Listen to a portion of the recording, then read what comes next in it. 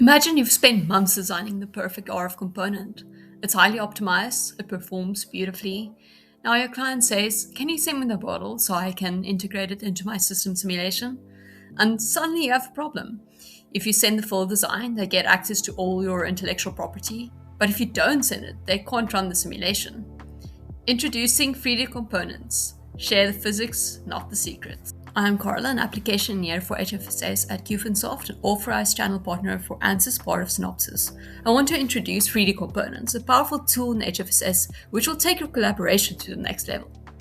In HFSS, a 3D component is a reusable block that contains geometry, materials, ports, boundaries, and even parameterized design variables. Instead of rebuilding the same structure in every project, you can package it as a component and reuse it across designs. But one of the most powerful and often overlooked feature is encryption. For this demo, we are taking the example of a differentially fed circularized polarized planar aperture antenna. 5G offers unprecedented data rates and latency, but also presents engineers with significant challenges. The obstacle to 5G implementation requires interdisciplinary collaboration between each level of the supply chain. HFSS 3D components offer a way to easily manage and share HFSS models. This design contains a geometry of 4 5G aperture antennas, as well as a differential feed based on the substrate integrated waveguide. I will show you just how easy it is to make a 3D component out of the aperture element. Select all by clicking and dragging your mouse. Select Create 3D Component. Under the Model tab, you can see the different parts of the model and their material and type. Next, you can see the boundaries. If the model has excitations, it would appear here. Here you can see all the coordinate systems available in the model. We now want to encrypt the model. Select Encrypt. There's a separate password for being able to use versus edit the model.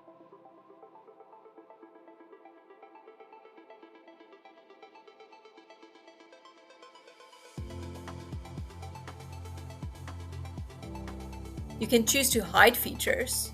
I'm going to hide the traces. On the Image tab, you can see how the component will appear. I will now show you how you can add the encrypted antenna element onto the feed by dragging the 3D component into the project.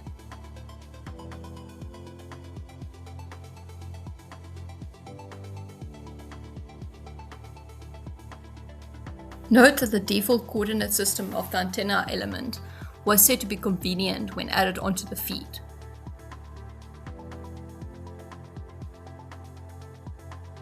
We can now duplicate the elements along the line and around the axis, so our design consists out of 4 elements.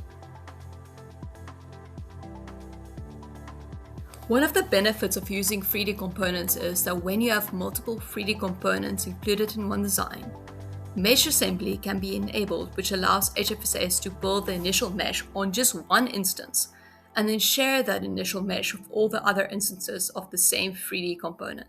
I will now show you how you can enable this in your current project. Another useful case study for the 3D components is adding standard components such as an SMA connector directly onto a PCB board.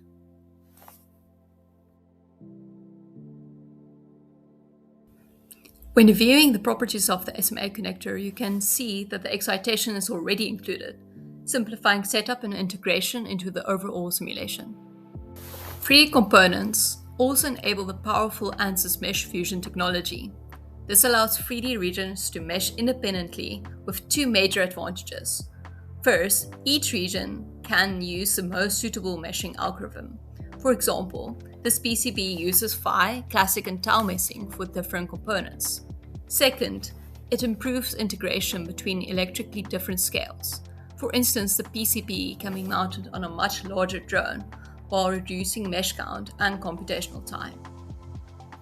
Here's another example where components with different mesh algorithms and vastly different electrical sizes can all be placed within the same large electrically sized chamber. Here you can see an example of an inductor simulated on a PCB with and without mesh fusion. With mesh fusion, the mesh is much finer around the inductor and critical regions, while allowing a coarser mesh in the surrounding free space. This is possible because mesh fusion smoothly transitions between fine and coarse meshes based on field strength and variation.